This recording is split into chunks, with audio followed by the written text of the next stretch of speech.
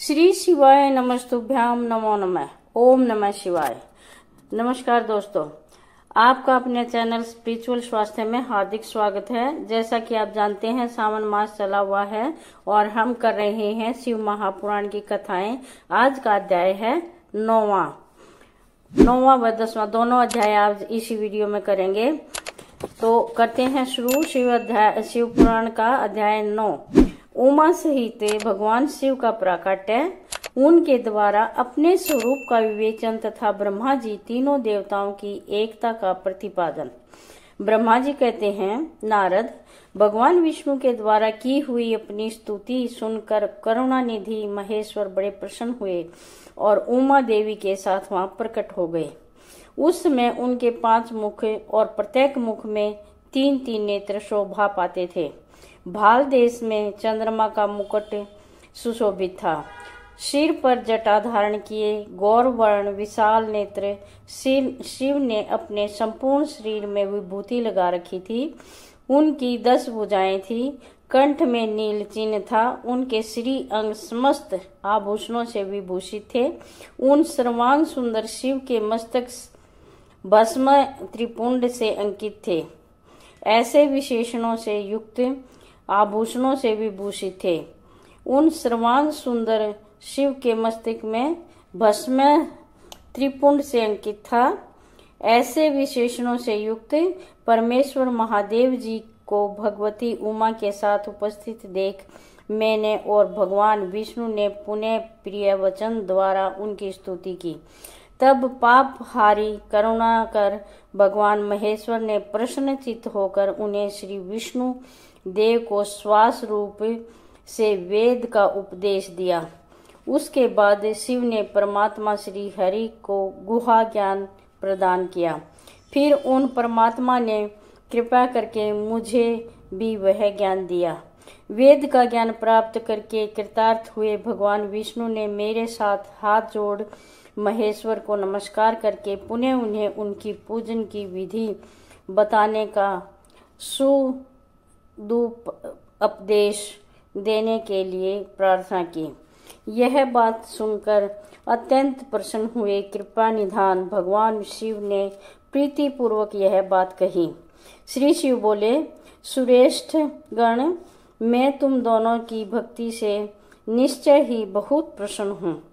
तुम लोग मुझ महादेव की ओर देखो। इसमें तुम्हें मेरा स्वरूप जैसा दिखाई देता है, वह ही रूप का प्रयत्न पूर्वक पूजन चिंतन करना चाहिए। तुम दोनों महाबली हो और मेरे स्वरूप भूता प्रकृति से प्रकट हुए हो। मुझ सर्वेश्वर के दाएं बाएं अंगों से तुम्हारा अविभाज्य हुआ है। पिता में ब्रह्मा मेरे दाहिने भाग से उत्पन्न हुए हैं और विष्णु परमात्मा के वाम पार्श्व से प्रकट हुए हैं। मैं तुम दोनों पर भली भांति प्रसन्न हूँ और तुम्हें मनोवांछित वर देता हूँ। मेरी आज्ञा से तुम दोनों की मुझ में सुदृढ़ भक्ति हो। ब्राह्मण, तुम मेरी आज्ञा का पालन करते हुए जगत की सृष्टि करो और विष्णु, तुम इस चराचर जगत का पालन करो। हम दोनों से ऐसा कहकर भगवान शंकर ने हमें पूजा की उत्तम विधि प्रदान की, जिसके अनुसार पूजित होने पर पूजक को अनेक प्रकार के फल देते हैं। शंभु की उपयुक्त बात सुनकर मेरे सहित श्री हरि ने महेश्वर को हाथ जोड़कर प्रणाम करके कहा। भगवान विष्णु बोले, प्रभु, यदि हमारे प्रति आपके हृदय में प्रीति उत्पन्न हुई है और यदि आप हमें वर देना आवश्यक समझते हैं, तो हम यही वर मांगते हैं कि हम आप में हम दोनों की सदा अनन्य अविचल प्रेम एवं भक्ति बनी रहे। ब्रह्मा जी कहते हैं, मुनि श्रेष्ठ, श्री हरि की यह बात सुनकर भगवान हरि मेरे साथ पुनः मस्तक झुकाकर प्रणाम करके हाथ जोड़ खड़े हुए। उन नारायण देव से स्वयं कहा। श्री महेश्वर बोले, मैं सृष्टि पालन और संहार का कार्य करता हूँ, सगुण और निर्गुण हूँ। तथा सच्चिदानंद स्वरूप निर्विकार परब्रह्मा धारण करके तीनों रूपों में विभक्त हुआ हूँ। हरि, वास्तव में मैं सदा निष्कल हूँ। विष्णु, तुमने और ब्रह्मा ने मेरे अवतार के निमित्त जो स्तुति की है, तुम्हारी उस प्रार्थना को मैं अवश्य सच ही करूँगा, क्योंकि मैं भक्तवत्सल हूँ। मेरा ऐसा ही परम उत्कृष्ट रूप तुम्हारे शरीर से इस लोक में प्रकट हुआ होगा, जो नाम से रुद्र कहलाएगा। मेरे अंश से मुझ में और उसमें कोई अंतर नहीं है। जैसे ज्योति का जल आदि के साथ संपर्क होने पर भी उसमें स्पर्श दोष नहीं लगता, उसी प्रकार मुझ निर्गुण परमात्मा को भी किसी के सहयोग से बंधन नहीं प्राप्त होता। यह मेरा शिव रूप है। जब रुद्र प्रकट होंगे तब भी शिव के ही चेले होंगे। महामुने, उन्हें और शिव में प्रायपन का भेद नहीं करना चाहिए। वास्तव में एक ही रूप सब जगत में व्यवहार निर्वाह के लिए दो रूपों में विभक्त हो गया है। शिव और रुद्र में कभी भेद बुद्धि नहीं करनी चाहिए। वास्तव में सारा दृश्य ही मेरे विचार से शिव रूप है। मैं ब्रह्मा, हरि और जो यह रुद्र प्रकट होंगे वह सब के सब एक रूप हैं। इनमें भेद नहीं। भेद मानने पर अवश्य ही बंधन होगा। तथापि ऐसा जानकर श्रद्धा मन से मेरे यथार्थ रूप स्वरूप का दर्शन करना चाहिए। ब्राह्मण, सुनो, मैं तुम्हें एक गोपनीय बात बता रहा हूँ। मैं स्वयं ब्रह्मा जी की भ्रुकुटी से प्रकट होऊंगा। गुणों में भी मेरा प्रकाट्य कहा गया है। जैसा कि लोगों ने कहा है, हर तामस प्रकृति के हैं। वास्तव में उस रूप में अहंकार का वर्णन हुआ है। उस अहंकार को केवल तामस ही नहीं, वैकारिक सात्विक भी समझना चाहिए, क्योंकि सात्विक देवगुण वैकारिक हैं। अहंकार की ही सृष्टि है। यह तामस और सात्विक आदि भेद केवल नाम मात्र का है, वस्तुतः नहीं है। वास्तव में हर को तामस नहीं कहा जा सकता। ब्राह्मण, इस प्रकार कारण से तुम्हें ऐसा करना चाहिए। तुम तो इस सृष्टि के निर्माता बनो और श्री हरि इसका पालन करें, तथा मेरे अंश से प्रकट होने वाले जो रुद्र हैं वे इसका प्रलय करने वाले होंगे। यह जो उमा नाम से विख्यात परमेश्वरी प्रकृति देवी है, इनकी शक्ति भूत वाग देवी ब्रह्मा जी के का सेवन करेंगी। प्रकृति देवी से वहां जो दूसरी शक्ति प्रकट होगी वह लक्ष्मी रूप से भगवान विष्णु का आश्रय लेंगी। तदंतर पुनः काली नाम से जो तीसरी शक्ति प्रकट होगी वह निश्चय ही मेरे अंश भूत रुद्रदेव को प्राप्त होंगी। वे कार्य की सिद्धि के लिए वहां ज्योति रूप से प्रकट होंगी। इस प्रकार मैंने देवी की शुभ स्वरूपा पूरा पराशक्तियों का परिचय दिया। उनका कार्य क्रमशः सृष्टि पालन और संहार का संपादन ही है। श्रेष्ठ, ये सब के सब मेरी प्रिया प्रकृति देवी की अंशभूता हैं।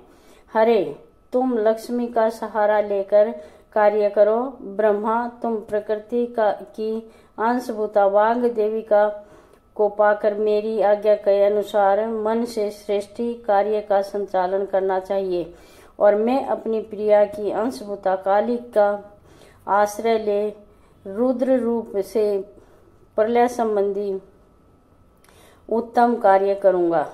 तुम सब लोग अवश्य ही संपूर्ण आश्रमों तथा उनसे मिलने वाले अधिकारों द्वारा चारों वर्णों से भरे हुए लोक की सृष्टि एवं रक्षा आदि करके सुख पाओगे।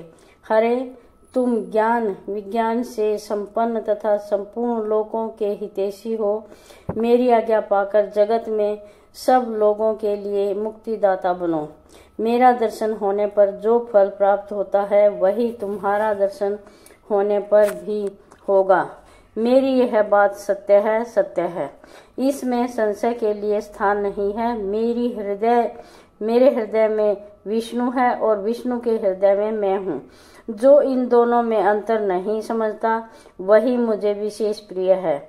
वहाँ का ब्रह्मा का दाहिना अंग से प्रकट हुआ है और महाप्रलयकारी विश्वात्मा रुद्र मेरी हृदय से प्रादुर्भाव हुआ होगा। विष्णु में ही सृष्टि पालन और संहार करने वाले राजस आदि त्रिविध गुणों द्वारा ब्रह्मा, विष्णु और रुद्र नाम से प्रसिद्ध हों। तीनों रूपों में पृथक पृथक प्रकट होता हूँ। साक्षात शिवम से भिन्न हैं। वे प्रकृति और पुरुष से भी परे हैं। अद्वितीय, नित्य, अनंत, पूर्ण एवं निरंजन पर ब्रह्मा परमात्मा हैं। तीनों लोकों का पालन करने वाले श्री हरि भीतर तमोगुण और बाहर सत्व गुण धारण करते हैं। त्रिलोकी का संहार करने वाले रुद्रदेव भीतर सत्व गुण और बाहर तमोगुण धारण करते हैं तथा त्रिभुवन की सृष्टि करने वाले ब्रह्मा जी बाहर और भीतर से भी रजोगुण ही हैं। इस प्रकार ब्रह्मा, विष्णु तथा रुद्र इन तीन देवताओं में गुण हैं, परंतु शिव गुणातीत माने गए हैं। विष्णु, तू मेरी आज्ञा से सृष्टि कर्ता पितामह का प्रसन्नता पूर्वक पालन करो। ऐसा करने से तीनों लोकों में पूजनीय होगा। ये अध्याय 9वां खत्म हुआ। अब अध्याय 10 श्री शिव पुराण। अध्याय 10 श्री हरि को सृष्टि की रक्षा का भार एवं भोग मोक्षदान का अधिकार दे भगवान शिव का अंतर्ध्यान होना। परमेश्वर शिव बोले, उत्तम व्रत का पालन करने वाले हरे वैष्णो, अब तुम मेरी दूसरी आज्ञा सुनो। उसका पालन करने से तुम सदा समस्त लोकों में माननीय और पूजनीय बने रहोगे। ब्रह्मा जी के द्वारा रचे गए लोक में जब कोई दुखी या संकट उत्पन्न हो तो तब तुम उन संपूर्ण दुखों का नाश करने के लिए सदा तत्पर रहना। तुम्हारे संपूर्ण दुष्ट कार्यों में मैं तुम्हारी सहायता करूंगा। तुम्हारे जो दुर्जय और अत्यंत उत्कट शत्रु होंगे उन सब को मैं मार गिराऊंगा। हरे, तुम नाना प्रकार के अवतार धारण करके लोक में अपने उत्तम कीर्ति का विस्तार करो और सबके उद्धार के लिए तत्पर रहो। तुम रुद्र के ध्येय हो और रुद्र तुम्हारे ध्येय हैं। तुम में और रुद्र में कुछ भी अंतर नहीं है। जो मनुष्य रुद्र का भक्त होकर तुम्हारी निंदा करेगा उसका सारा पुण्य तत्काल नष्ट हो जाएगा। पुरुषोत्तम विष्णु, तुम मनुष्य रुद्र का भक्त होकर तुम्हारी निंदा करेगा जो तुमसे द्वेष करने के कारण मेरी आज्ञा से उसको नरक में गिरना पड़ेगा। यह बात सत्य है, इसमें संशय नहीं। तुम इस लोक में मनुष्य के लिए विशेष सहयोग और मोक्ष प्रदान करने वाले और भक्तों के ध्येय तथा पूज्य होकर इस लोक में मनुष्य के विशेष सहयोगी प्राणियों का निग्रह और अनुग्रह करो।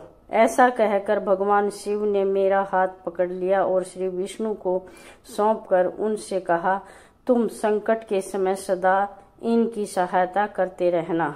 सबके अध्यक्ष होकर सभी को भोग और मोक्ष प्रदान करना और सर्वदा समस्त कामनाओं के साधक एवं सर्वश्रेष्ठ बने रहना। जो तुम्हारी शरण में आ गया वह निश्चय ही मेरी शरण में आ गया।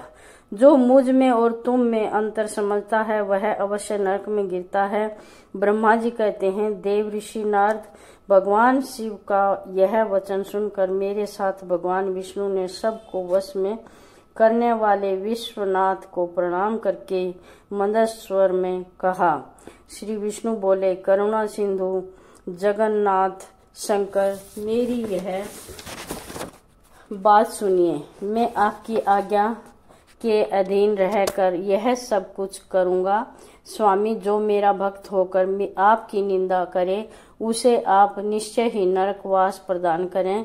नाथ, जो आपका भक्त है वह मुझे अत्यंत प्रिय है। जो ऐसा जानता है उसके लिए मोक्ष दुर्लभ है।